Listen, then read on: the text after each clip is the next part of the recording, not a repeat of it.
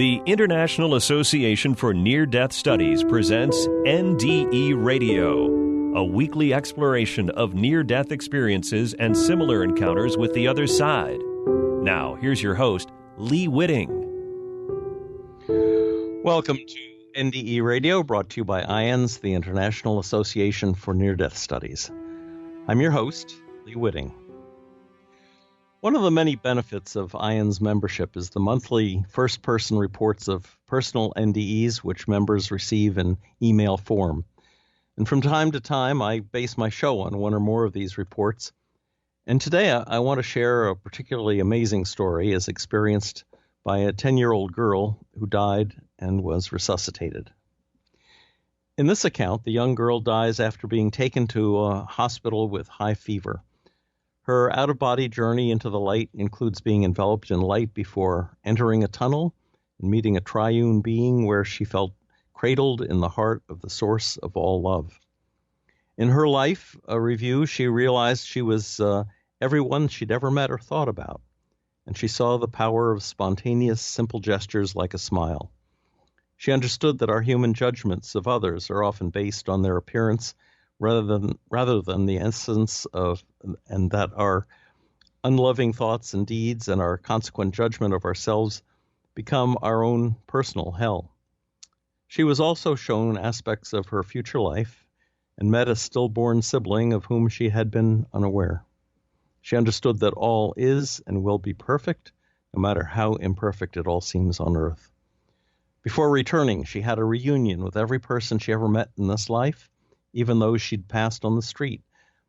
Now, what she remembers most is the unconditional love, which she says is within all of us equally.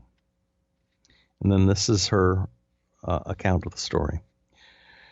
As a young girl of 10, I became ill with strep throat and pneumonia, with a relentless high fever.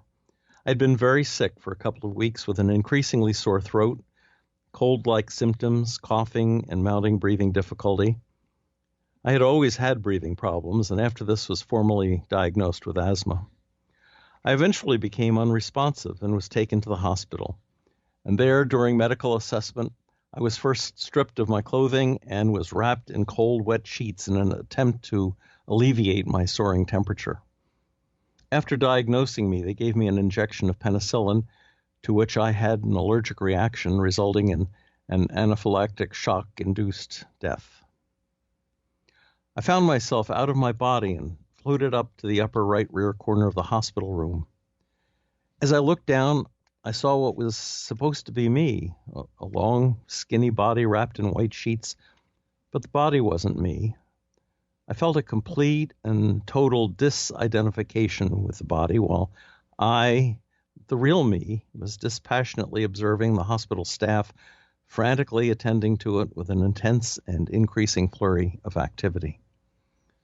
The concern and attention they had for this body was interesting, yet no one noticed that I was there, watching from outside of it. Through the wall, I could see my distraught mother down the hallway. On some level, I sensed and felt her angst, and I wanted her to know that I was all right, that she needn't worry or be upset. Her upset was no doubt heightened by the fact that prior to my being in the room, the doctor had sternly and angrily chastised her. Why had she not brought me in for medical attention far sooner? We had been at my great-aunt's cottage. It was summer. My illness progressed to the point where my fever remained high and constant, at least 104 degrees for 2 days, and my body would shiver uncontrollably. Though hot to the touch, I kept saying how cold and freezing I felt. So my mother heeded my great-aunt's advice and covered me in blankets and put a woolen hat on my head.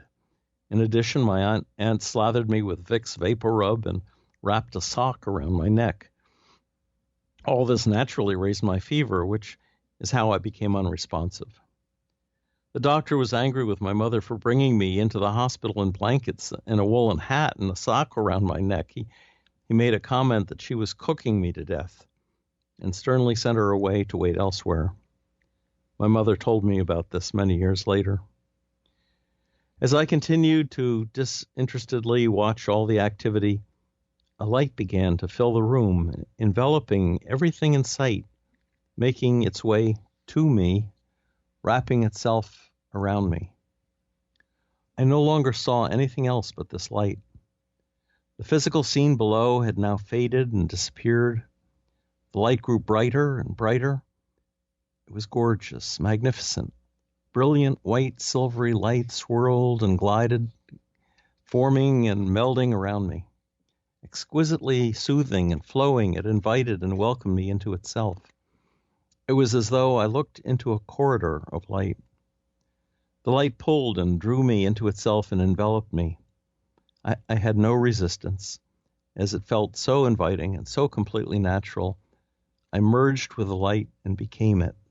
It was me, and I was it, without differentiation. As the light now, we moved along this shining tunnel. The light was so intensified there was nothing to compare it to on Earth. It was like when you look up and see shafts of sunlight shining onto you through the leaves of trees, only magnified in brightness thousands, millions of times. In this pulsing brilliance, there was such a soft gentleness. I felt profound, exquisite love. A joining and remembrance of being this love, this true and perfect essence. I was and am that. All was perfect and whole. It felt unceasing and limitless. The indescribable, effulgent love was what I was, and I was at peace. Complete peace. There were no thoughts, only blissful, peaceful silence and contentment beyond words. Only oneness prevailed. At some point, there was what seemed to be a soft hum in the background and a gentle sound of whooshing air or wind all around. Yet it was not distracting or disturbing. It was beautiful. I was part of it, too. Before me appeared a magnificent being, radiating forth pure divine love. This being was formless and was softly and ethereally pulsating, yet somehow it seemed to have a hint of form, like a blended, ever so faint outline that was even more radiantly brilliant, though paradoxically of the same brilliance as all else around it. There seemed to be a recognition of this being as an entity other than myself, and yet at the same time, it was also an aspect of who I was, and therefore, in essence, was ultimately also me. There was thus no sense of separation. On each side of this magnificent being was another form. These two additional beings felt equally powerful, yet slightly smaller and a half step back, even though their edges and their entirety intermingled with the central being. They also seemed to be more in observation. I almost don't want to say they here because all three beings felt like one. We all shared this intense feeling of love. Our communication was silent, absent of words, telepathic. This form of communication was all-knowing, like windows into the heart of the soul, through which the communication expanded both outward and inward. We read one another's thoughts instantaneously. There was no room for even a smidgen of miscommunication. The whole picture of each expression was perfect. The three beings and I expressed everything so clearly, succinctly, and eloquently. The thought forms flowed back and forth simultaneously, all at once. We all heard one another. I had a sense that the being in the center was God, God the Creator, and the thought forms of the other beings were expressed to me through this one central consciousness. All was perfect. I felt that I was at home, basking, enfolded and cradled in the heart of the source of all love, home in the heart of God. Even though there was no sense of time or sequence, I then recall an ever so slight discomfort, a reluctance to agree to that which was next asked of me. This was to consider taking a look at my life, to review it, and then decide whether to remain in this loving embrace of divine perfection or return to my body. The idea of returning to the physical was definitely a highly unpleasant one, to say the least, and I attempted to refuse entirely. Patiently and with loving understanding, I was informed that indeed I could remain, not return to the physical if that's what I chose. Yet I was gently encouraged to first take a look at my life prior to making that decision. I felt an increasingly strong sense of resistance to this, and yet, in the same instant, a knowingness that I needed to. I wasn't forced in any way. The decision came from a deep internal knowing that it was the right and necessary thing to do. And so I agreed, however reluctantly, to take a look, and as a result experienced a very vivid life recall. It was both painful and exquisitely beautiful. It was like viewing a film filled with precise detail. Every single thought, word, deed, decision, and action was brought forth and re-experienced and re-examined. It was self-evaluation with total transparency and honesty. Throughout, I was never judged by any of these divine beings. They simply held me in love with complete compassion and acceptance. In this review, I realized that I was every single person I'd ever encountered or thought of. As I merged with and became them, I felt exactly what they experienced as a result of my loving or unloving thoughts and actions. I saw it all from their point of view, not only how my actions affected them, but then through them affected others they encountered as the effects kept on going. I saw that the love we express ripples out, creating an everlasting beauty that is often unbeknownst to us at the time. I saw this happen when I spoke a heartfelt word, thought a truly kind thought, or gave undivided attention to someone. I recall simple gestures having the most impact, like a spontaneous and genuine smile.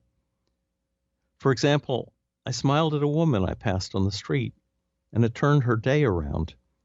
She'd been feeling disheartened about life, and my smile changed her interactions later that day with her children and others.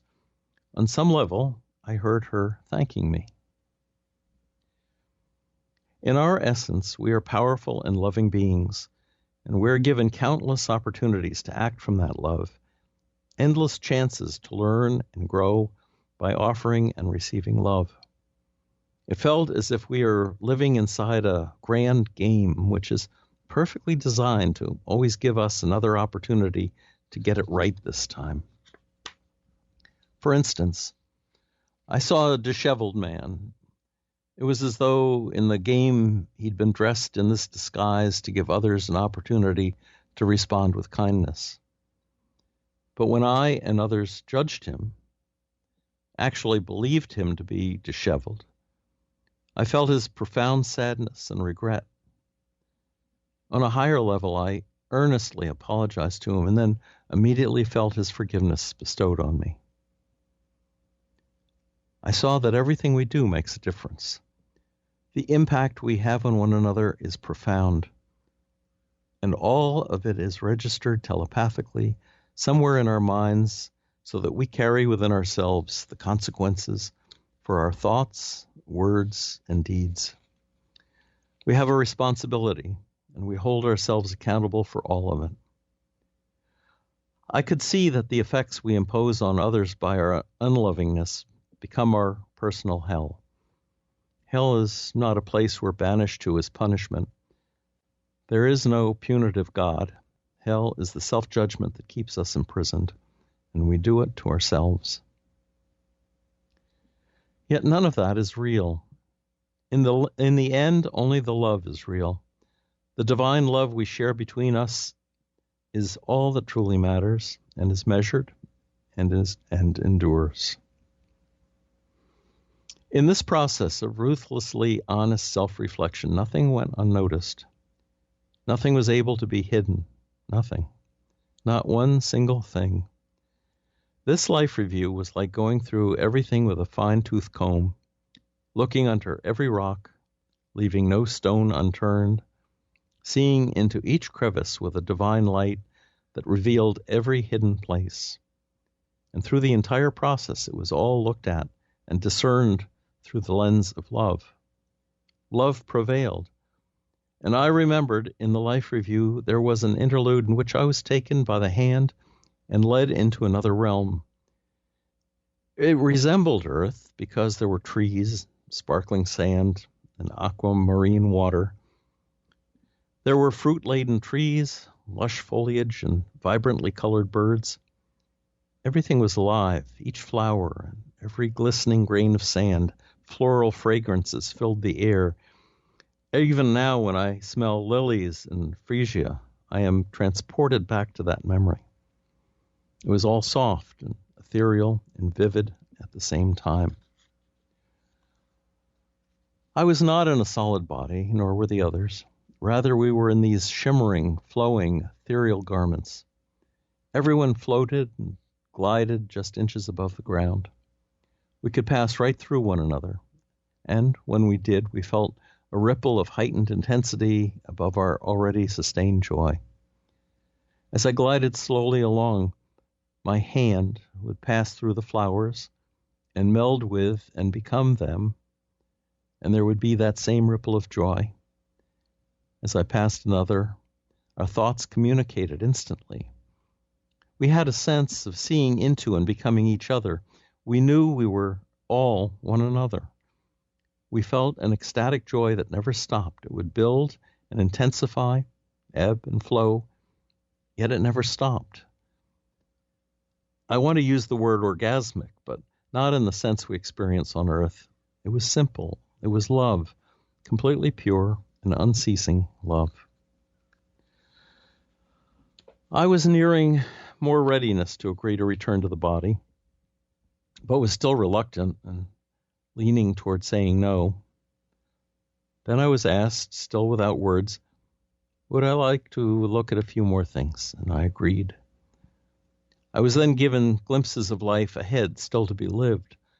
Those included the seeming challenges I would face, along with all the precious beauty that was inherent within them.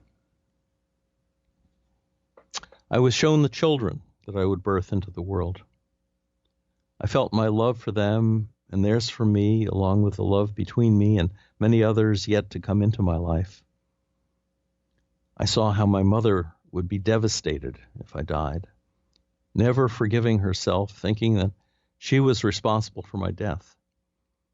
One of the beings I met there who felt like my older brother, my mother had not yet informed me that she had given birth to a stillborn boy before me, told me how our mother would be very, very sad.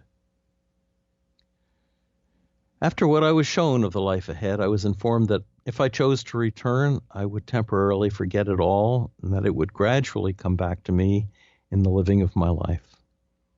Everything I was shown in the past review and the future preview was vibrant and vivid with an intensely amplified feelings. I felt reassured that all would be well. More than that, all would be and is perfect. I don't recall specifics of the future view that I had. I don't recall details of an eventual physical death. I can't remember any of that. But toward the end of the life review and future glimpses, there was an event that seemed like a finale of sorts, one last gift to be shared and shown to me. It was as though I walked into an enormous, open, ethereal space, not on Earth. In this place, absolutely everyone I had ever encountered, even including people I had just passed on the street, literally everyone was there before me. It was a vast sea of people, and I was awestruck. As I looked around, there were faces of people who had been more prominent in my life, family, close friends, ancestors. These were more in the forefront. But also present were all those I had interacted with in passing on the street or in a park, everywhere I ever went in my life.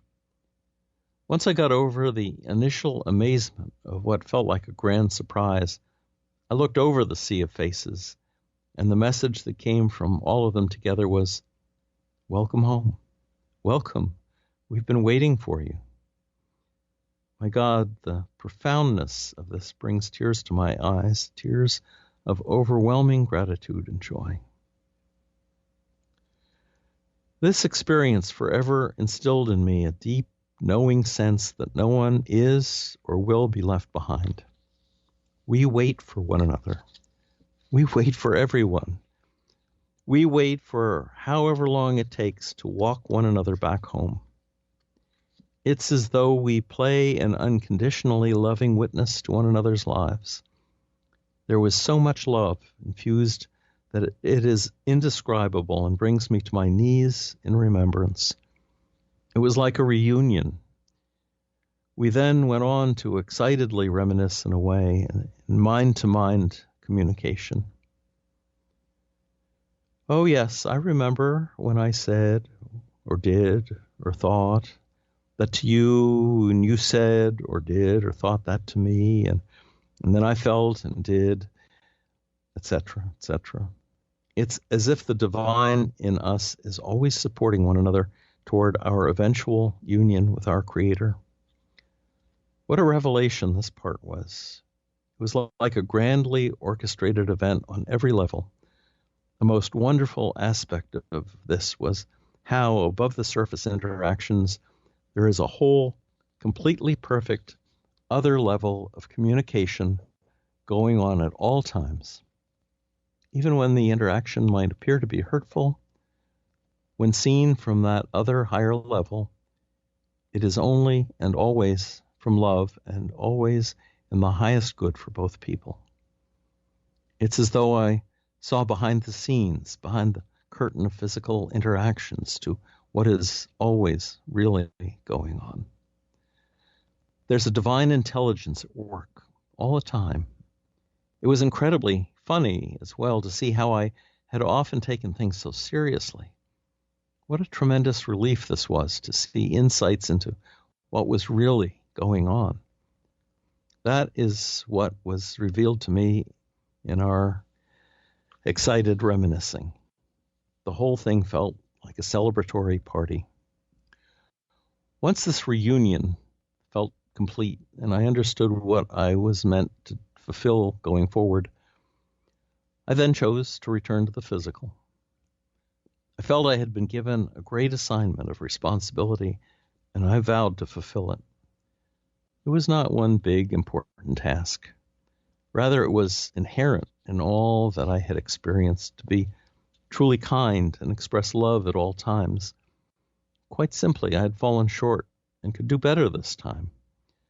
Going back into human life to play out this earthly game was still tinged with reluctance, though this was tempered by the magnificent love I just experienced and the knowledge that we'd all meet again. This entire experience must have happened within a few moments, but where I was, there was no time, and it seemed to have gone on forever. Perhaps my point of decision was when the doctor had counteracted the penicillin, which had stopped my heart, with adrenaline to get my heart beating again. In my experience, though, as soon as I said yes to the choice to return, I had a sensation of falling backwards, like it had all happened in reverse, but faster now, as if I was being pulled, sucked back through it all, falling backwards. As this falling sensation began, I asked one last question. Will I, and when will I, have the opportunity to return to the love and light of this, my home, and remain? And the answer was a resounding yes, yes, my child. And as to when, I heard as I continued to fall backwards, yes, in, when, bring. Then I heard numbers. It was either 1,000 or 10,000 or 100,000 or all of these. whether they refer to years, days, people, situations, lifetimes, or something else, I don't know. But perhaps don't need to know. I could hear clearly and don't fully remember the details. She said I couldn't hear clearly, sorry, and don't fully remember the details. I was falling backwards so fast that the communication became fainter. I heard the voice still telepathically speaking, but it became fainter and fainter, and I was straining to hear and gather it all, and then I was back in my body. I felt I understood it all. There was so much information, but it was all inside of me. The experience was about love, and unconditional love that transcends words, a love so magnificent and perfect, and that grand love resides within us all equally. One human body could not carry nor sustain the magnitude of its unlimited power. We all share it equally. Love of this magnitude is truly indescribable in words. It is an otherworldly realm of indescribable radiance. Our purpose is to remember this love and help one another remember. And the opportunities are always right there in front of us. This experience has remained a touchstone for me my entire life. It has walked beside me the whole way. In particular, it has given me a sense of the preciousness of every interaction and the opportunity for divine love to pass between us in the smallest of exchanges. Since the experience, I've become more intuitive, knowing, and had several experiences that are considered mystical, visions, including spontaneous healing, many years later. And that's where the account ends. One of the reasons I wanted to read this to you today is at this time of COVID, so many people are so depressed about losing a loved one. They have no idea what has happened to the person. Did they have a soul? Where did it go? The power of this NDE and other NDEs is such a relief. When I was a chaplain, hospital chaplain, I could take stories like this to people who were sick and afraid of the death they were looking at. And it was such an encouragement to them. So I guess what I'm suggesting is, in delegating this to you,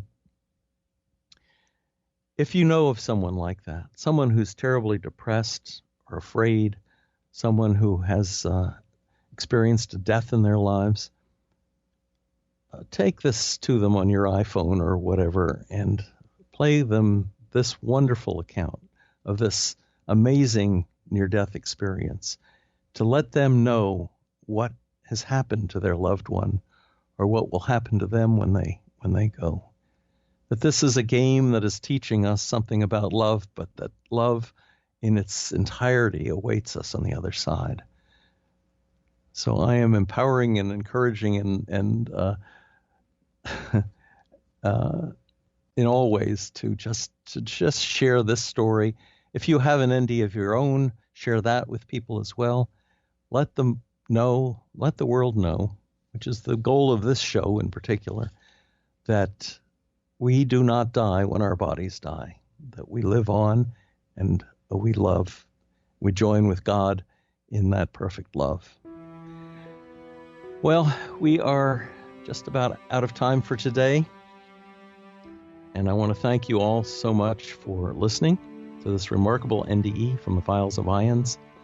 For more about IANDS, go to IANDS.org and tune in again next Monday, 11 a.m. Eastern, for more NDE Radio. This is Lee Witting saying, thanks for listening.